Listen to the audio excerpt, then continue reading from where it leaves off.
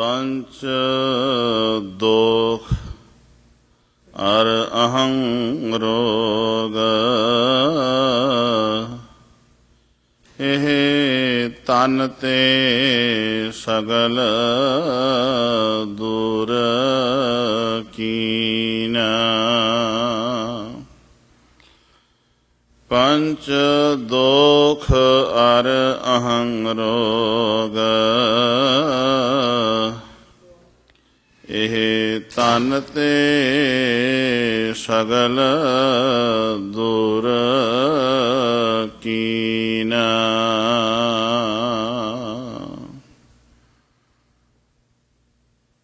ਰਾਜਾਨ ਰਾਜ, ਪਾਨਾਨ ਭਾਨ, ਦੇਵਾਨ ਦੇਵ, ਉਪਮਾ ਮਹਾਨ, ਚਵਰ ਛਤਰ, ਤਖਤ ਦੇ ਮਾਲਕ, ਸ਼ਬਦਾ ਅਵਤਾਰ, ਸ਼ਬਦ ਗੁਰੂ, ਜਾਗਤ ਜੋਤ, ਧੰਨ ਧੰਨ ਸਾਹਿਬ ਸ੍ਰੀ ਗੁਰੂ ਗ੍ਰੰਥ ਸਾਹਿਬ ਮਹਾਰਾਜ ਜੀ। ਗੁਰੂ ਰੂਪ ਸਾਧ ਸੰਗਤ, ਜੇ ਅਸੀਂ ਤਨ ਕਰਕੇ ਗੁਰੂ ਕੀ ਸ਼ਰਨ ਵਿੱਚ ਨਹੀਂ ਆ ਪਾ ਰਹੇ, ਬਹੁਤ ਵੱਡਾ ਦੁਖਾਂਤ ਵਾਪਰਿਆ ਹੈ। ਗੁਰੂ ਅੱਗੇ ਤਰਲਾ ਲਈਏ, ਜਿੱਥੇ ਤਨ ਨਹੀਂ ਮਨ ਤੇ ਆ ਹੀ ਸਕਦਾ ਹੈ। ਮਨ ਕਰਕੇ ਤੇ ਅਸੀਂ ਗੁਰੂ ਚਰਨਾਂ ਨਾਲ ਜੁੜ ਸਕਦੇ ਹਾਂ। ਆਓ ਮਨ ਕਰਕੇ ਗੁਰੂ ਚਰਨਾਂ ਨਾਲ ਜੁੜੀਏ, ਸੁਰਤੀਆਂ ਬਿਰਤੀਆਂ ਨੂੰ ਇਕਾਗਰ ਕਰੀਏ, ਰਸਨਾ ਨੂੰ ਬਣਾਈਏ ਸਫਲਾ, ਕੋਈ ਵੀ ਰਸਨਾ ਵਾਂਝੀ ਨਾ ਰਹਿ ਜਾਵੇ। ਸਤਨਾਮ ਸ਼੍ਰੀ ਵਾਹਿਗੁਰੂ ਸਾਹਿਬ ਜੀ। ਸਤਨਾਮ ਸ਼੍ਰੀ ਵਾਹਿਗੁਰੂ ਸਾਹਿਬ ਜੀ। ਅੱਜ ਦਾ ਪਾਵਨ ਹੁਕਮ ਹੈ, ਐਸੋ ਗੁਣ ਮੇਰੋ ਪ੍ਰਭ ਜੀ ਕੀਨ। ਗੁਣ ਤੋਂ ਭਾਵ ਹੈ ਉਪਕਾਰ। ਮੇਰੇ ਪ੍ਰਭੂ ਨੇ ਐਡਾ ਵੱਡਾ ਮੇਰੇ ਉੱਤੇ ਉਪਕਾਰ ਕਰ ਦਿੱਤਾ ਹੈ। ਪੰਚ ਦੋਖ ਅਰ ਅਹੰ ਰੋਗ। ਅਹੰ ਰੋਗ ਤੇ ਪੰਚ ਦੋਖ। ਪੰਜ ਦੋਖ ਕਿਹੜੇ ਨੇ? ਮੈਂ ਥੋੜਾ ਜਿਹਾ ਇਸ ਪਾਸੇ ਆਪ ਜੀ ਦਾ ਧਿਆਨ ਦਿਵਾ ਕੇ ਮੈਂ ਇਸ ਪਾਸੇ ਆਉਣਾ ਹੈ। ਜੋ ਹੁਣੇ ਭਾਈ ਸਾਹਿਬ ਨੇ ਸ਼ਬਦ ਪੜਿਆ, ਅਸ ਕਿਰਪਾਨ ਖੰਡੋ ਖੜਗ ਤੁਪਕ ਤਬਰ ਅਰ ਤੀਰ, ਸੈਫ ਸ਼ਰੋਹੀ ਸਾਇਥੀ ਯਹੀ ਹਮਾਰੇ ਪੀਰ, ਤੀਰ ਤੂੰ ਹੀ ਸਾਇਥੀ ਤੂੰ ਹੀ ਤਬਰ ਤਰਵਾਰ, ਨਾਮ ਤਿਹਾਰੋ ਜੋ ਜਪੈ ਭਵ ਸਿੰਧ ਭਵ ਪਾਰ, ਭਏ ਸਿੰਧ ਭਵ ਪਾਰ। ਉਹ ਸੰਸਾਰ ਭਵ ਸਾਗਰ ਤੋਂ ਪਾਰ ਕਿਵੇਂ ਹੋ ਜਾਂਦੇ ਨੇ? ਜਿਹੜਾ ਪ੍ਰਮਾਤਮਾ ਜੀ ਤੇਰਾ ਨਾਮ ਜਪਦੇ ਨੇ। ਇਹ ਸਾਹਿਬ ਸ੍ਰੀ ਗੁਰੂ ਗੋਬਿੰਦ ਸਿੰਘ ਸਾਹਿਬ ਜੀ ਕਹਿ ਰਹੇ ਨੇ। ਇਧਰ ਪੰਜਵੇਂ ਪਾਤਸ਼ਾਹ ਕਹਿੰਦੇ ਨੇ, ਐਸੋ ਗੁਣ ਮੇਰੋ ਪ੍ਰਭ ਜੀ ਕੀ। ਮੇਰੇ ਮਾਲਕ ਨੇ ਮੇਰੇ ਉੱਤੇ ਇਹ ਪਰਉਪਕਾਰ ਕਰ ਦਿੱਤਾ, ਉਪਕਾਰ ਕੀਤਾ ਹੈ। ਕਿਹੜਾ ਜੀ? ਪੰਚ ਦੋਖ। ਦੋਖ ਤੋਂ ਭਾਵ ਹੈ ਐਬ। ਜਿੰਨਾ ਚਿਰ ਮਨੁੱਖ ਦੇ ਅੰਦਰੋਂ ਐਬ ਨਹੀਂ ਨਿਕਲਦੇ, ਦੋਖ ਐਬ ਹੋਰ ਨੇ, ਅਹੰਗ ਰੋਗ ਹੋਰ ਹੈ। ਅਹੰਗ ਰੋਗ ਦੇ ਵਿੱਚ ਆ ਗਿਆ ਹੰਕਾਰ। ਜਿਸ ਨੂੰ ਅਸੀਂ ਰੋਜ਼ ਬਾਣੀ ਵਿੱਚ ਪੜ੍ਹਦੇ ਸੁਣਦੇ ਹਾਂ, ਕੀਰਤਨੀਆਂ ਪਾਸੋਂ ਗਾਇਨ ਜਦੋਂ ਇਲਾਹੀ ਬਾਣੀ ਕੀਤੀ ਜਾਂਦੀ ਹੈ, ਆਸਾ ਜੀ ਕੀ ਵਾਰ ਵਿੱਚ ਵੀ ਸੁਣਦੇ ਹਾਂ। ਉਹ ਔਗਣ ਕਿਹੜਾ ਹੈ? ਐਬ ਕਿਹੜਾ ਹੈ? ਹੰਕਾਰ, ਜਿਹਨੂੰ ਅਸੀਂ ਕਹਿੰਦੇ ਹਾਂ ਕਾਮ ਕ੍ਰੋਧ ਲੋਭ ਮੋਹ ਹੰਕਾਰ। ਹਉਮੈ ਦੀਰਘ ਰੋਗ ਹੈ ਦਾਰੂ ਭੀ ਸਮਾਏ, ਕਿਰਪਾ ਕਰੇ ਜੇ ਆਪਣੀ ਤਾਂ ਗੁਰ ਕਾ ਸ਼ਬਦ ਕਮਾਏ। ਜਿਹਨੂੰ ਹੰਕਾਰ ਕਹਿੰਦੇ ਆ ਉਹ ਹੈ। ਤੇ ਦੋਖ ਵੱਖਰੇ ਨੇ, ਹੰਕਾਰ ਵੱਖਰਾ ਹੈ। ਐਸੋ ਗੁਣ ਮੇਰੋ ਪ੍ਰਭ ਜੀ ਕੀਨ। ਦੋਖ ਕਿਹੜੇ ਨੇ? ਮਿਰਗ ਮੀਨ ਭ੍ਰਿੰਗ ਪਤੰਗ ਕੁੰਚਰ ਏਕ ਦੋਖ ਵਿਨਾਸ਼। ਇੱਕ ਇੱਕ ਐਬ ਹੈ। ਮਿਰਗ ਦੇ ਵਿੱਚ ਇੱਕ ਐਬ ਹੈ, ਕੰਡ ਹੇੜੇ ਦੀ ਆਵਾਜ਼ ਸੁਣਨੀ, ਕੰਨ ਰਸ ਲੈਣਾ, ਸਿੱਧੀ ਜੀ ਗੱਲ ਹੈ। ਜਦੋਂ ਕੰਡ ਹੇੜੇ ਦੀ ਆਵਾਜ਼ ਸੁਣਦਾ ਹੈ ਤੇ ਜਿਹੜਾ ਸ਼ਿਕਾਰੀ ਹੈ ਉਸ ਨੂੰ ਕਾਬੂ ਕਰ ਲੈਂਦਾ ਹੈ। ਮੀਨ ਜਿੱਬ ਦਾ ਚਸਕਾ।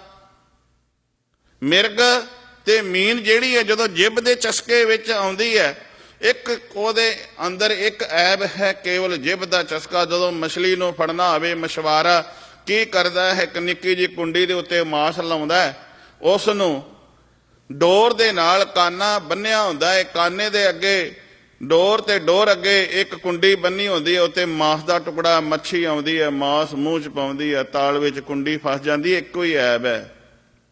ਮੇਰੇ ਪਾਤਸ਼ਾਹ ਜੀ ਕਹਿਣਾ ਚਾਹੁੰਦੇ ਨੇ ਸਾਨੂੰ, ਮਨੁੱਖ ਤੇਰੇ ਅੰਦਰ ਕੰਨ ਰਸ ਗੰਦੇ ਬੋਲ ਸੁਣਨ ਦਾ ਐਬ ਹੈ, ਗੁਰੂ ਕੀ ਬਾਣੀ ਨਹੀਂ ਸੁਣ ਸਕਦਾ, ਗੁਰੂ ਦਾ ਸ਼ਬਦ ਤੇਰੇ ਕੋਲੋਂ ਸੁਣਿਆ ਨਹੀਂ ਜਾਂਦਾ। ਇਹ ਕੰਡ ਹੇੜੇ ਦੀ ਆਵਾਜ਼ ਮਿਰਗ ਸੁਣਦਾ, ਕੰਨ ਰਸ ਲੈਂਦਾ, ਇੱਕ ਐਬ, ਹੋਰ ਕੋਈ ਐਬ ਨਹੀਂ। ਮਿਰਗ ਦੇ ਵਿੱਚ ਇੱਕ ਐਬ ਹੈ, ਮੱਛੀ ਵਿੱਚ ਵੀ ਇੱਕ ਐਬ ਹੈ। ਮੇਰੇ ਸਤਿਗੁਰੂ ਜੀ ਕਹਿੰਦੇ ਨੇ ਮਨੁੱਖ ਤੇਰੇ ਵਿੱਚ ਸਾਰੇ ਭਰੇ ਨੇ। ਮਿਰਗ, ਮੀਨ, ਭਰਿੰਗ, ਪਤੰਗ। ਭਰਿੰਗ ਤੋਂ ਭਾਵ ਹੈ ਭੌਰਾ ਜਿਹੜਾ ਸੁੰਘਦਾ ਫਿਰਦਾ।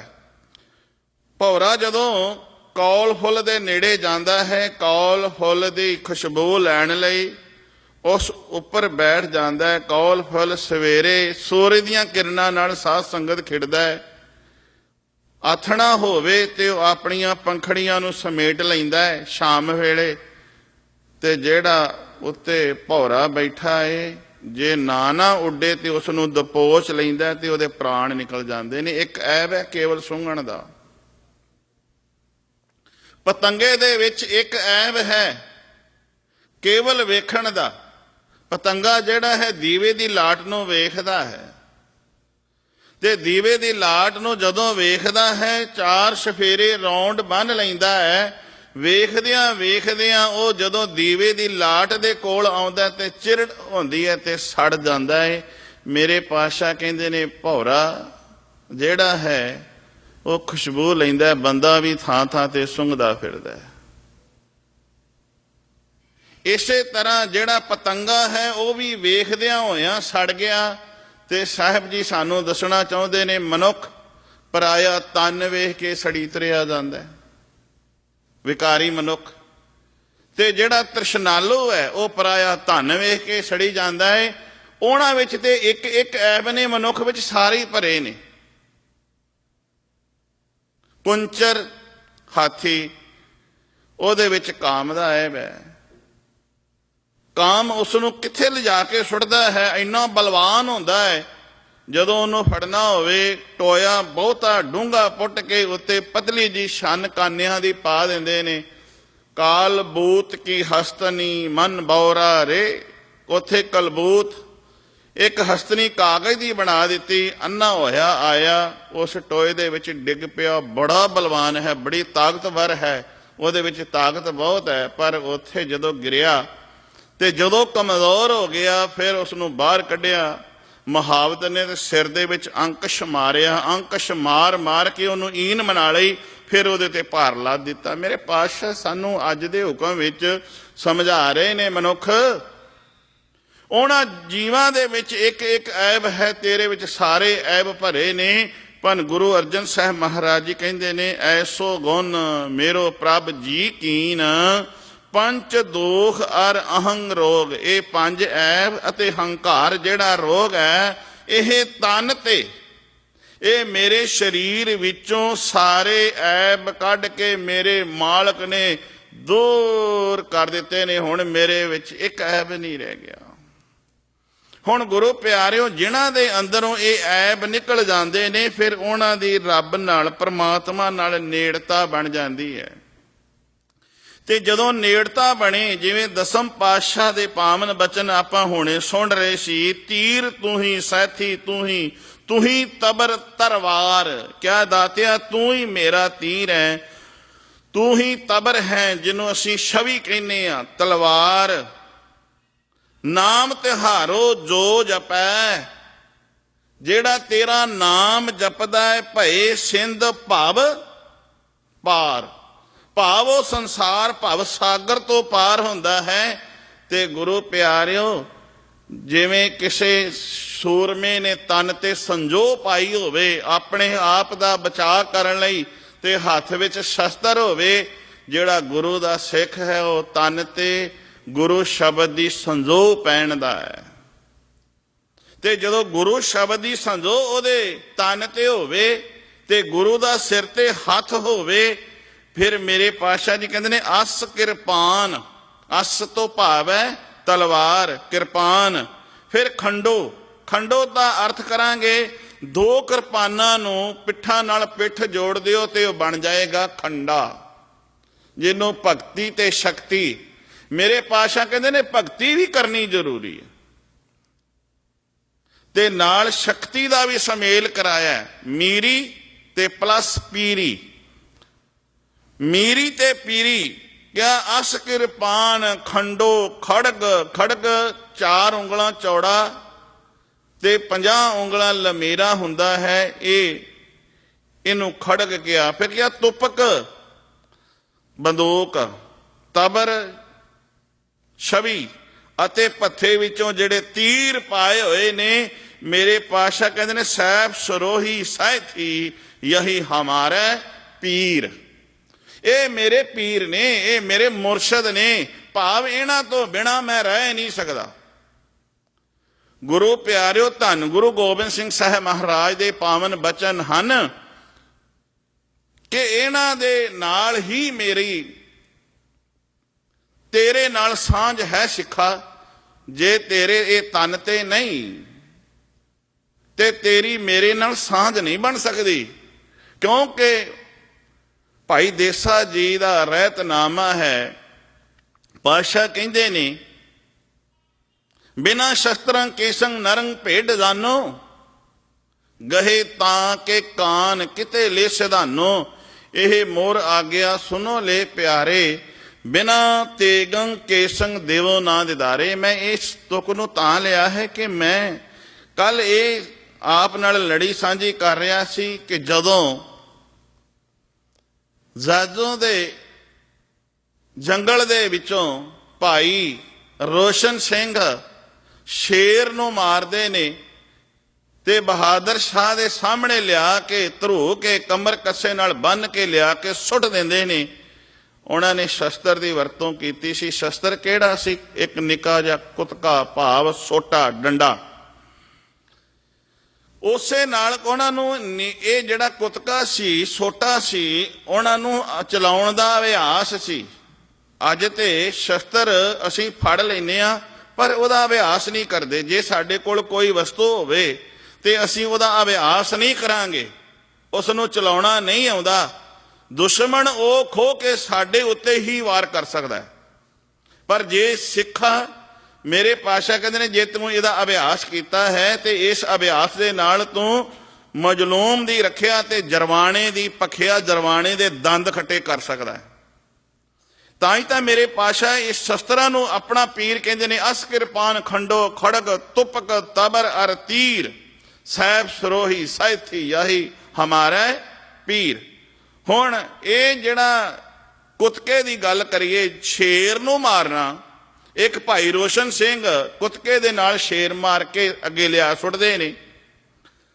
ਗੁਰੂ ਗੋਬਿੰਦ ਸਿੰਘ ਸਾਹਿਬ ਮਹਾਰਾਜ ਭੰਗਾਣੀ ਦੇ ਜੰਗ ਦੀ ਗੱਲ ਕਰਦੇ ਨੇ, ਕਹਿੰਦੇ ਨੇ ਕਿਰਪਾਲ ਕੋਪੀਆਂ ਕੁੱਤ ਕੋ ਸੰਭਾਰੀ, ਹਠੀ ਖਾਨ ਹਯਾਤੇ ਕੇ ਸੀਸ ਝਾਰੀ। ਹੁਣ ਜਦੋਂ ਗੁਰੂ ਗੋਬਿੰਦ ਸਿੰਘ ਸਾਹਿਬ ਮਹਾਰਾਜ ਭੰਗਾਣੀ ਦਾ ਜੰਗ ਹੁੰਦਾ ਹੈ ਨਾ, ਮੈਂ ਆਪ ਜੀ ਨੂੰ ਜਾਜੋ ਦੇ ਜੰਗਲ ਤੋਂ ਸਿੱਧਾ ਭੰਗਾਣੀ ਲੈ ਗਿਆ ਤੇ ਭੰਗਾਣੀ ਦਾ ਜਦੋਂ ਜੰਗ ਹੁੰਦਾ ਹੈ, ਬਹੁਤ ਸਾਰੇ ਸਾਧ, ਕਿਰਪਾਲ ਦਾਸ ਉਦਾਸੀ ਉਹਦੇ ਨਾਲ ਸੰਗੀ ਨੇ। ਇਹ ਕਿਰਪਾਲ ਦਾਸ ਉਦਾਸੀ ਜਿਹੜਾ ਹੈ, ਇਹ ਉਹਨਾਂ ਦਾ ਆਗੂ ਹੈ। ਬੜੇ ਸਾਰੇ ਸਾਧ ਨੇ ਜਿਹੜੇ ਬਹੁਤ ਸੋਹਣਾ ਖਾਂਦੇ ਨੇ, ਬੜੇ ਜਣਾਂ ਦੀਆਂ ਸੇਧਾਂ ਬਣੀਆਂ ਹੋਈਆਂ ਨੇ, ਗੋਗੜਾਂ ਉਹਨਾਂ ਨੇ ਛੱਡੀਆਂ ਹੋਈਆਂ ਨੇ। ਸਮਾਂ ਆਇਆ ਜਦੋਂ ਜੰਗ ਦਾ। ਹੁਣ ਇਹ ਸਤਿਗੁਰੂ ਜੀ ਭੰਗਾਣੀ ਵਾਲਾ ਜਿਹੜਾ ਪਾਉਂ-ਟਾ, ਜਿਹਨੂੰ ਪਾਉਂ-ਟਾ ਸਾਹਿਬ ਅਸੀਂ ਕਹਿੰਦੇ ਆ, ਪਾਉਂ ਟਿੱਕਾ, ਜਿੱਥੇ ਸਤਿਗੁਰਾਂ ਨੇ ਪਾਉਂ ਆਪਣਾ ਚਰਨ ਟਿਕਾਇਆ, ਭਾਵ ਜਿੱਥੇ ਪਾਤਸ਼ਾਹ ਠਹਿਰੇ ਉਹਨੂੰ ਪੌਂਟਾ ਸਾਹਿਬ ਕਿਹਾ। ਇੱਥੇ 6 ਮੀਲ ਤੇ ਕੁਝ ਦੂਰੀ ਤੇ ਭੰਗਾਣੀ ਵਾਲਾ ਥਾਂ ਹੈ ਜਿੱਥੇ ਪਾਤਸ਼ਾਹ ਜੰਗ ਹੁੰਦਾ ਹੈ। ਜੰਗ ਕਿਉਂ ਹੁੰਦਾ ਹੈ? ਕਾਰਨ ਕੀ ਹੈ? ਕਾਰਨ ਇੱਕ ਕਵੀ ਨੇ ਬਹੁਤ ਸੋਹਣਾ ਲਿਖਿਆ ਹੈ। ਜਦੋਂ ਸਾਹਿਬਾਂ ਦੇ ਸਾਹਿਬਜ਼ਾਦੇ ਵਜ਼ੀਰ ਖਾਂ ਅੱਗੇ ਪੇਸ਼ ਹੁੰਦੇ ਨੇ ਪੇਸ਼ੀ ਹੁੰਦੀ ਹੈ ਤੇ ਉਹ ਕਹਿੰਦੇ ਨੇ ਜ਼ੁਲਮ ਸੇ ਅਗਰ ਰੋਕਾ ਮੁਸਲਮਾਨ ਵਿਗੜ ਗਏ, ਜ਼ੁਲਮ ਸੇ अगर रोका मुसलमान बिगड़ गए, बुत परस्ती से रोका तो हिंदू बिटर गए। ये जिहड़ी जंग होंदी है किस गल तो होंदी है, मैं कारण रखना चाहुंदा भी दसना चाहुंदा भी कारण की सी। हुण जदों जुलम मुसलमान करदे ने ते पातशाह उहनां नूं रोकदे ने, जो बिगड़ जांदे ने। भी पातशाह कहंदे ने भी जुलम ना करो, जुलम ਕਰਨ ਵਾਲੇ ਨੂੰ ਪਾਸ਼ਾ ਰੋਕਦੇ ਨੇ ਤੇ ਮੁਸਲਮਾਨ ਵਿਗੜ ਜਾਂਦੇ ਨੇ। ਬੁਤ ਪ੍ਰਸਤੀ ਸੇ ਰੋਕਾ ਤੋ ਹਿੰਦੂ ਬਿਟਰ ਗਏ। ਜਦੋਂ ਪਾਸ਼ਾ ਕਹਿੰਦੇ ਨੇ ਵੀ ਤੁਸੀਂ ਬੁੱਤਾਂ ਦੀ ਪੂਜਾ ਕਰ ਕਰਕੇ, ਪੱਥਰਾਂ ਦੀ ਪੂਜਾ ਕਰ ਕਰਕੇ ਤੁਹਾਡੇ ਦਿਲ ਪੱਥਰ ਹੋ ਗਏ ਨੇ, ਤੁਸੀਂ ਪੱਥਰਾਂ ਦੀ ਪੂਜਾ ਕਰਦੇ ਹੋ। ਬੁੱਤ ਪੂਜ ਪੂਜ ਹਿੰਦੂ ਮੂਵੇ, ਤੁਰਕ ਮੂਵੇ ਸਿਰ ਨਿਆਈ, ਓਇਲੇ ਜ਼ਾਰੇ ਓਇਲੇ ਗਾਡੇ, ਤੇਰੀ ਗਤ ਦੋਹੂ ਨਾ ਪਾਈ। ਜਦੋਂ ਸਤਿਗੁਰੂ ਜੀ ਬੁੱਤ ਪ੍ਰਸਤਾਂ ਨੂੰ ਰੋਕਦੇ ਨੇ, ਇੱਕ ਪ੍ਰਮਾਤਮਾ ਦਾ ਪੈਗਾਮ ਇੱਕ ਉਸ ਮਾਲਕ ਨਾਲ ਜੋੜਦੇ ਨੇ ਤੇ ਇਹ ਵੀ ਡਰ ਜਾਂਦੇ ਨੇ। ਹੁਣ ਗੱਲ ਕੀ ਹੈ, ਇਸੇ ਗੱਲ ਕਰਕੇ ਹੀ ਜੰਗ ਸ਼ੁਰੂ ਹੋ ਜਾਂਦੀ ਹੈ। ਦੂਸਰਾ ਇਹ ਮੌਕਾ ਕਿਵੇਂ ਬਣਦਾ ਹੈ, ਜਦੋਂ ਮੇਦਨੀ ਪ੍ਰਕਾਸ਼ ਅਤੇ ਫਤਿਹ ਸ਼ਾਹ ਆਪਸ ਵਿੱਚ ਉਹਨਾਂ ਦਾ ਤਕਰਾਰ ਹੁੰਦਾ ਹੈ, ਤਕਰਾਰ ਬਣਿਆ ਹੁੰਦਾ ਹੈ ਤੇ ਪਾਤਸ਼ਾਹ ਨੂੰ ਫਤਿਹ ਸ਼ਾਹ ਬੁਲਾਉਂਦਾ ਹੈ ਨਾਹਣ ਵਿੱਚ। ਸਤਿਗੁਰੂ ਗੁਰੂ ਗੋਬਿੰਦ ਸਿੰਘ ਸਾਹਿਬ ਮਹਾਰਾਜ ਇਹਨਾਂ ਦੀ ਸੰਧੀ ਕਰਾਉਣ ਜਾਂਦੇ ਨੇ। ਇਹਨਾਂ ਦਾ ਮੇਲ, ਜਿਵੇਂ ਕਿ ਸਾਹਿਬ ਸ੍ਰੀ ਗੁਰੂ ਤੇਗ ਬਹਾਦਰ ਸਾਹਿਬ ਮਹਾਰਾਜ ਨੇ ਕਾਮਰੂਪ ਦੇਸ਼ ਦਾ ਰਾਜਾ ਪਰਣਪਾਲ ਤੇ ਰਾਜਾ ਬਿਸ਼ਨ ਸਿੰਘ, ਜਦੋਂ ਆਪਣੇ ਦੋਵਾਂ ਦੇ ਵਿੱਚ ਜੰਗ ਹੋਣੀ ਹੈ ਤੇ ਸਤਿਗੁਰੂ ਜੀ ਰਾਜਾ ਬਿਸ਼ਨ ਸਿੰਘ ਦੇ ਕਹੇ ਹੋਏ ਤੇ ਜਦੋਂ ਕਾਮਰੂਪ ਦੇਸ਼ ਨੂੰ ਇਸ ਪਾਸੇ ਬੰਗਾਲ ਵੱਲ, ਅਸਾਮ ਵੱਲ ਜਾਂਦੇ ਨੇ, ਉੱਥੇ ਵੀ ਬੜਾ ਲਹੂ ਡੁੱਲਣਾ ਹੈ ਤੇ ਪਾਤਸ਼ਾਹ ਉਹਨਾਂ ਦਾ ਵੀ ਮੇਲ ਕਰਾ ਦਿੰਦੇ ਨੇ। ਤੇ ਜਦੋਂ ਇਹ ਦੋਵੇਂ ਰਾਜੇ ਗੁਰੂ ਕੇ ਸਿੱਖ ਬਣ ਜਾਂਦੇ ਨੇ, ਕਹਿੰਦੇ ਨੇ ਪਾਤਸ਼ਾਹ ਅਸੀਂ ਸੇਵਾ ਕੀ ਕਰੀਏ? ਤੇ ਪਾਤਸ਼ਾਹ ਕਹਿੰਦੇ ਨੇ ਸੇਵਾ ਇਹੀ ਹੈ, ਤੁਹਾਡੀਆਂ ਫੌਜਾਂ ਜਿਹੜੀਆਂ ਨੇ ਇੱਕ ਇੱਕ ਢਾਲ ਲਿਆ ਕੇ ਇੱਥੇ ਮਿੱਟੀ ਪਾ ਦੇਣ ਤੇ ਇੱਥੇ ਇੱਕ ਦਮਾਮਾ ਬਣਾ ਦੇਣ, ਭਾਵ ਉੱਚੀ ਥਾਂ ਬਣਾ ਦੇਣ ਗੁਰੂ ਨਾਨਕ ਸਾਹਿਬ ਜੀ ਦੀ ਯਾਦ ਵਿੱਚ। ਉੱਥੇ ਅਸਥਾਨ ਬਣ ਗਿਆ। ਪਾਤਸ਼ਾਹ ਨੇ ਆਪਣਾ ਖੰਜਰ ਕੱਢਿਆ ਤੇ ਇੱਕ ਬ੍ਰਿਸ਼ ਵਿੱਚ ਮਾਰਿਆ, ਆਰ ਪਾਰ ਕਰ ਦਿੱਤਾ। ਕਿਹਾ ਇਹ ਤੁਹਾਡੀ ਹੱਦਬੰਦੀ ਦੋਵਾਂ ਰਾਜਾਂ ਦੀ ਹੈ। ਤੁਸੀਂ ਉਸ ਨੂੰ ਕਿਹਾ ਪਰਣਪਾਲ ਰਾਜੇ ਨੂੰ ਤੂੰ ਇਸ ਪਾਸੇ ਨਹੀਂ ਆਉਣਾ, ਰਾਜੇ ਬਿਸ਼ਨ ਸਿੰਘ ਨੂੰ ਕਿਹਾ ਤੂੰ ਉਧਰ ਨਹੀਂ ਜਾਣਾ। ਦੋਵਾਂ ਦੀ ਸੰਧੀ ਮਿਲਾਪ ਕਰਾਤਾ। ਹੁਣ ਇਹਨਾਂ ਰਾਜਿਆਂ ਦਾ ਵੀ, ਰਾਜਾ ਮੇਦਨੀ ਪ੍ਰਕਾਸ਼ ਅਤੇ ਰਾਜਾ ਫਤਿਹ ਸ਼ਾਹ ਦਾ ਜਦੋਂ ਸੰਧੀ ਹੋ ਜਾਂਦੀ ਹੈ, ਇਹ ਰਾਜਾ ਫਤਿਹ ਸ਼ਾਹ ਗੁਰੂ ਸਾਹਿਬ ਜੀ ਦਾ ਸ਼ਰਧਾਲੂ ਬਣ ਜਾਂਦਾ ਹੈ। ਜਦੋਂ ਸ਼ਰਧਾਲੂ ਬਣ ਜਾਂਦਾ, ਸਮਾਂ ਇਹ ਚੱਲਦਾ ਹੈ ਕਿ ਰਾਜੇ ਫਤਿਹ ਸ਼ਾਹ ਦੀ ਧੀ ਦਾ ਰਿਸ਼ਤਾ ਜਿਹੜਾ ਹੈ ਉਹ ਰਾਜਾ ਭੀਮ ਚੰਦ ਦੇ ਪੁੱਤਰ ਦੇ ਅਜਮੇਰ ਚੰਦ ਨਾਲ ਹੋ ਜਾਂਦਾ ਹੈ। ਹੁਣ ਅਜਮੇਰ ਚੰਦ ਦੇ ਨਾਲ ਜਦੋਂ ਰਾਜਾ ਫਤਿਹ ਸਿੰਘ ਦੀ ਪੁੱਤਰੀ ਦਾ ਰਿਸ਼ਤਾ ਹੋ ਜਾਂਦਾ, ਸਾਧ ਸੰਗਤ, ਰਾਜਾ ਜਿਹੜਾ ਭੀਮ ਚੰਦ ਹੈ ਉਸ ਦੀ ਜਿਹੜੀ ਬਦ ਨੀਤੀ, ਜਿਹਨੂੰ ਅਸੀਂ ਕਹਿ ਲਈਏ ਮਾੜੀ ਨੀਤੀ, ਬਦ ਨੀਤੀ, ਜਦੋਂ ਰਾਜਾ ਰਤਨ ਰਾਏ ਆਪਣੀ ਮਾਤਾ ਦੇ ਨਾਲ ਪ੍ਰਸ਼ਾਦੀ ਹਾਥੀ, ਪੰਜ ਕਲਾ ਸ਼ਸਤਰ ਅਤੇ ਬਹੁਤ ਹੀ ਭੇਟਾਵਾਂ ਅਦਭੁਤ ਲੈ ਕੇ ਆਉਂਦਾ ਹੈ, ਰਾਜਾ ਭੀਮ ਚੰਦ ਦੇ ਮਨ ਵਿੱਚ ਇਹ ਬੁਰਾਈ ਪੈਦਾ ਹੁੰਦੀ ਹੈ ਕਿ ਪ੍ਰਸ਼ਾਦੀ ਹਾਥੀ, ਇਹ ਪੰਜ ਕਲਾ ਸ਼ਸਤਰ, ਬਹੁਤ ਮਹਿੰਗਾ ਚੰਦੋਵਾ, ਇਹ ਜਿਹੜੇ ਇੰਨੇ ਸੁੰਦਰ ਅਦਭੁਤ ਵਸਤੂਆਂ ਨੇ ਤੇ ਰਾਜਿਆਂ ਮਹਾਰਾਜਿਆਂ ਦੇ ਹੋਣੀਆਂ ਕੋਲ ਚਾਹੀਦੀਆਂ ਨੇ। ਜਿਹੜਾ ਪ੍ਰਸਾਦੀ ਹਾਥੀ ਸੀ, ਸਾਧ ਸੰਗਤ, ਉਸ ਦੀ ਸੁੰਡ ਦੇ ਲੈ ਕੇ ਮੱਥੇ ਤੱਕ ਤੇ ਪੂਛ ਤੱਕ ਵਾਈਟ, ਬਿਲਕੁਲ ਲਕੀਰ ਸਫੈਦ ਸੀ। ਮੱਥੇ ਦੇ ਵਿੱਚ ਇੱਕ ਰੋਟੀ ਜਿੰਨਾ, ਪ੍ਰਸ਼ਾਦੇ ਜਿੰਨਾ ਇੱਕ ਚੰਦ ਵਰਗਾ ਗੋਲ ਨਿਸ਼ਾਨ ਸੀ, ਟਿੱਕੀ ਸੀ। ਬਹੁਤ ਹੀ ਕਹਿਣ ਤੋਂ ਭਾਵ ਆਕਾਰ ਬਹੁਤ ਛੋਟਾ ਸੀ, ਹੈ ਹਾਥੀ ਸੀ।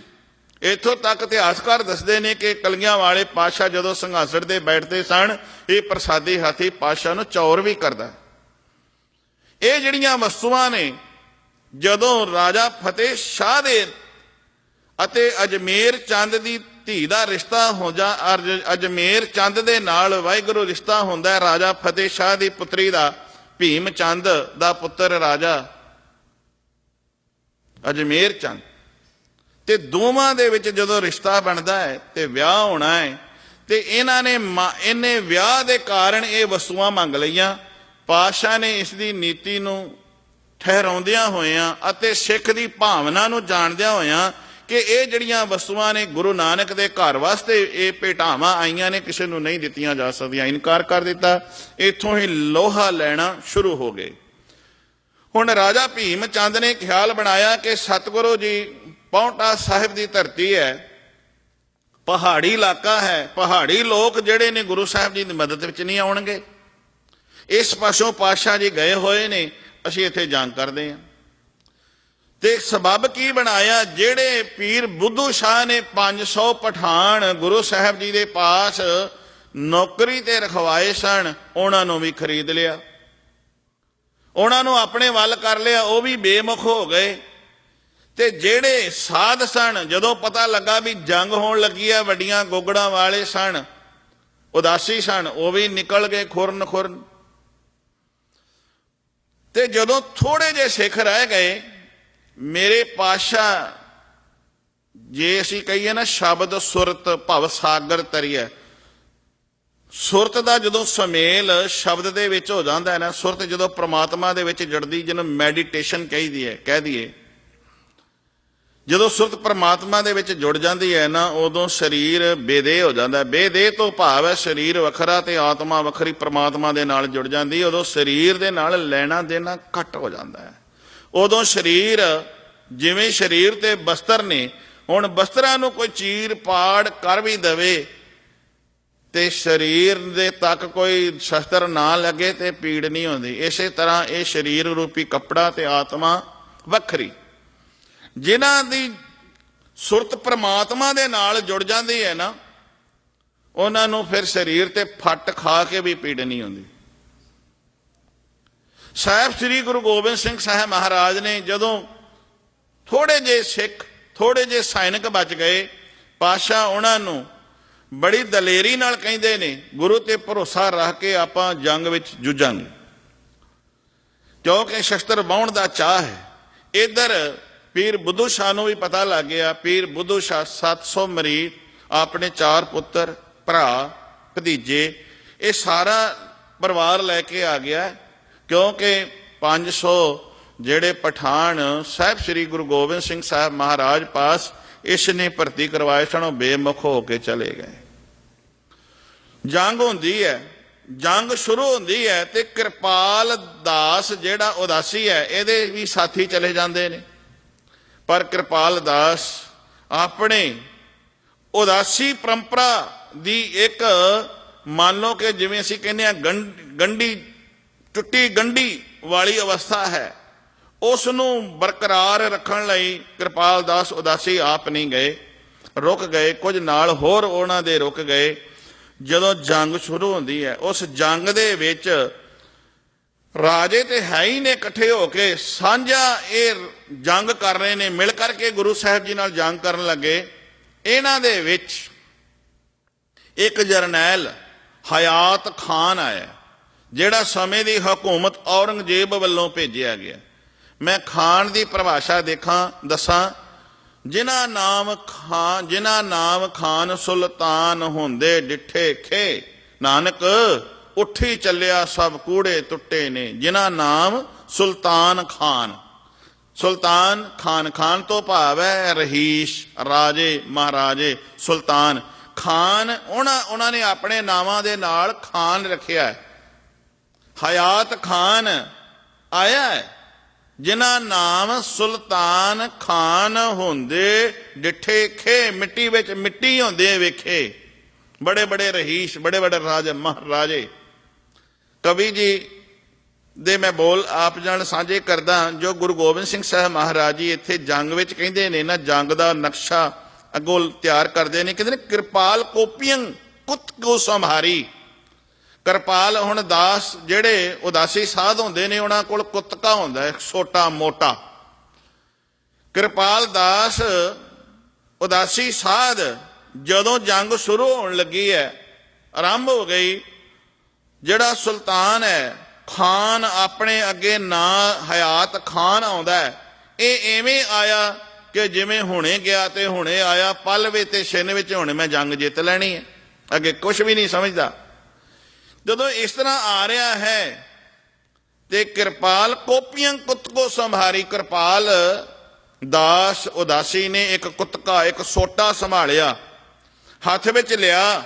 ਹਠੀ ਖਾਨ ਹਯਾਤ ਕੇ ਸ਼ੀਸ਼ ਝਾਰੀ, ਤੇ ਜਦੋਂ ਹਯਾਤ ਖਾਨ ਆਇਆ ਹੈ ਨਾ, ਉਹਦੇ ਸਿਰ ਦੇ ਵਿੱਚ ਕਿਵੇਂ ਮਾਰਿਆ ਕਿ ਪਾਤਸ਼ਾਹ ਆਪ ਆਪਣੀ ਬਾਣੀ ਵਿੱਚ ਲਿਖਦੇ ਨੇ, ਉੱਠੀ ਛਿੰਝ ਇੰਜੰ ਕੱਢਾ ਮੇਜ ਜੋਰੰਗ, ਉੱਠੀ ਛਿੰਝ ਇੰਜੰ ਕੱਢਾ ਮੇਗ ਜੋਰੰਗ। ਜਦੋਂ ਛੋਟਾ ਮੋਟਾ ਕਿਰਪਾਲ ਦਾਸ ਉਦਾਸੀ ਨੇ ਮਾਰਿਆ ਹਯਾਤ ਖਾਨ ਦੇ ਸਿਰ ਦੇ ਵਿੱਚ, ਉੱਠੀ ਛਿੰਝ ਇੰਜੰ ਕੱਢਾ ਮਿਜ ਜੋਰੰਗ, ਉਹਦੇ ਵਿੱਚੋਂ ਮਿਜ ਐਵੇਂ ਨਿਕਲੀ, ਮਨੋ ਮਾਖਨੰ ਮਟਕੀ ਕਾਨ ਫੋਰੰਗ, ਮਾਨੋ ਕਿ ਜਿਵੇਂ ਕਾਨ ਭਾਵ ਕ੍ਰਿਸ਼ਨ ਨੇ ਮਟਕੀ ਸਿੱਕੇ ਦੇ ਉੱਤੋਂ ਲਾਉਂਦਿਆਂ ਹੋਇਆਂ ਹੱਥ ਵਿੱਚੋਂ ਡਿੱਗੀ, ਤੇ ਜਿਹੜੀ ਮੱਖਣ ਨਾਲ ਭਰੀ ਸੀ ਉਹਦੀਆਂ ਛਿੱਟਾਂ ਦੂਰ ਦੂਰ ਤੱਕ ਜਾ ਡਿੱਗੀਆਂ। ਇਸੇ ਤਰ੍ਹਾਂ ਜਦੋਂ ਹਯਾਤ ਖਾਨ ਕੁੱਤਕਾ ਇਹਦੇ ਸਿਰ ਦੇ ਵਿੱਚ ਵੱਜਦਾ ਹੈ, ਉਦਾਸੀ ਸਾਧ ਕਿਰਪਾਲ ਦਾਸ ਮਾਰਦਾ ਹੈ, ਤੇ ਇਹਦੇ ਸਿਰ ਦੀਆਂ ਜਿਹੜੀਆਂ ਮਿੱਝ ਦੀਆਂ ਛਿੱਟਾਂ ਸਨ, ਗੁਰੂ ਰੂਪ ਸਾਧ ਸੰਗਤ ਦੂਰ ਦੂਰ ਤੱਕ ਜਾ ਪਈਆਂ। ਮੇਰਾ ਕਹਿਣ ਤੋਂ ਭਾਵ ਇਹ ਹੈ, ਨਿਰਧਨ ਨੂੰ ਜੇ ਖਾਲਸਾ ਪਾਲਦਾ ਹੈ, ਖਾਲਸਾ ਸੋਏ ਜੋ ਨਿਰਧਨ ਕੋ ਪਾਲੇ, ਖਾਲਸਾ ਸੋਏ ਜੋ ਦੁਸ਼ਟ ਕੋ ਗਾਲੇ। ਖਾਲਸਾ ਉਹ ਹੈ ਜਿਹੜਾ ਨਿਰਧਨ ਨੂੰ ਵੀ ਪਾਲਦਾ ਹੈ, ਤੇ ਖਾਲਸਾ ਉਹ ਹੈ ਜਦੋਂ ਕੋਈ ਦੁਸ਼ਮਣ ਆ ਜਾਵੇ ਤੇ ਉਹਦੇ ਦੰਦ ਵੀ ਖੱਟੇ ਕਰੇ। ਖਾਲਸਾ ਉਹ ਹੈ ਜੇ ਦੁਸ਼ਮਣ ਆਵੇ ਤੇ ਉਹਦੇ ਦੰਦ ਖੱਟੇ ਕਰ ਦੇਵੇ। ਜਦੋਂ ਗੁਰੂ ਸਾਹਿਬ ਜੀ ਦੇ ਸਾਹਿਬਜ਼ਾਦਿਆਂ ਦੀ ਗੱਲ ਆਪਾਂ ਕਰ ਰਹੇ ਸਾਂ, ਤੇ ਉਹ ਵਜ਼ੀਰ ਖਾਂ ਦੇ ਪੇਸ਼ ਨੇ, ਕਚਹਿਰੀ ਦੇ ਵਿੱਚ ਨੇ, ਤੇ ਉਹਨਾਂ ਨੇ ਉਹ ਸਾਰਾ ਸਾਕਾ ਦੱਸ ਦਿੱਤਾ ਕਿ ਵਜ਼ੀਰ ਖਾਨ ਫੌਜੋਂ ਪੇ ਨਾਜ ਹੈ ਤੁਮਕੋ, ਕਿ ਵਜ਼ੀਰ ਖਾਨ ਤੈਨੂੰ ਫੌਜਾਂ ਦੇ ਉੱਤੇ ਨਾਜ ਹੈ, ਇਹਨੇ ਦੇਵੀ ਪੇ ਮਾਨ ਹੈ, ਆ ਜਿਹੜੇ ਨੇ ਇਹਨਾਂ ਨੂੰ ਦੇਵੀ ਦੇ ਉੱਤੇ ਮਾਣ ਹੈ, ਤੇ ਤੈਨੂੰ ਆਪਣੀਆਂ ਫੌਜਾਂ ਦੇ ਉੱਤੇ ਮਾਣ ਹੈ। ਕਿਆ ਵਜ਼ੀਰ ਖਾਨ ਫੌਜੋਂ ਪੇ ਨਾਜ ਹੈ ਤੁਮਕੋ, इन्हें देवी पे मान है, आशिक हैं हम खुदा के हथेली पे दान है। असी ते आशिक हाँ खुदा दे, असी ते उस रब दे आशिक हाँ, असी ते अपनी जान हथेली दे उत्ते चक्की फिरदे हां, अपनी जान हथेली दे उत्ते रखी हुई है। तां आपां पढ़दे हां गुरु साहब जी दे पावन बचन, जो तो प्रेम खेलन का चाओ, शेर धार तली गली मोरी आओ। जे भाई गुरु क्या सिखा, जिन्हों तेनों प्रभु खेड खेडन दा चाह है ना, फिर लोक लाज इत्थे ये नहीं भी सिर वढ़ के अपना तली ते रख के ते फिर गली च आ, नहीं, लोक लाज छड्ड दे, लोक लाज छड्ड के तू गुरु दी शरण विच आ। लोक लाज छड्डण तो भाव ये है, तू लोकां वल ना वेख कि मैं गात्रे किरपान पावां कि ना पावां, मैं मुख ते दाड़ा रखा कि ना रखा, मैं दस्तार सजावां कि ना सजावां, इन्हें टोप पाया मैं भी टोप पावां, मैं भी गल उथे अपने सिर उत्ते टोपी पाई फिरां। तो लोक लाज छड्ड के केवल गुरु दा बन जा। जदों गुरु दा बन जाएगा, गुरु तेरा बन जाएगा। गुरु प्यारिओ, मैं ये तां आप जी नाल बचन साझे कीते ने कि एक साडे घर छोटा भी है, असी शस्त्रधारी हाँ कि नहीं हाँ। जे असी शस्त्रधारी नहीं, जे असी शस्त्रां दा अभ्यास नहीं करते, भावें जिन्ना मर्जी लंगर लाई जाइए, ये ना होवे भी जदों साडे उत्ते फिर अटैक, असी 84 की गल कर रहे हैं, 84 की गल कर रहे हैं, ये ना होवे फिर उस तरह पत्ता लुटियां जाण। जिथे असी ये लंगर लाया है, उथे सानू शस्त्रां दा भी अभ्यास ते शस्त्रधारी होने की बहुत जरूर है। अस किरपान खंडो खड़ग तुपक तबर अर तीर, सैफ सरोही सायथी यही हमारे पीर। मेरे पातशाह ने वचन कहे ने, मैं इन्ने वचन कहिंदियां समाप्ति करदा।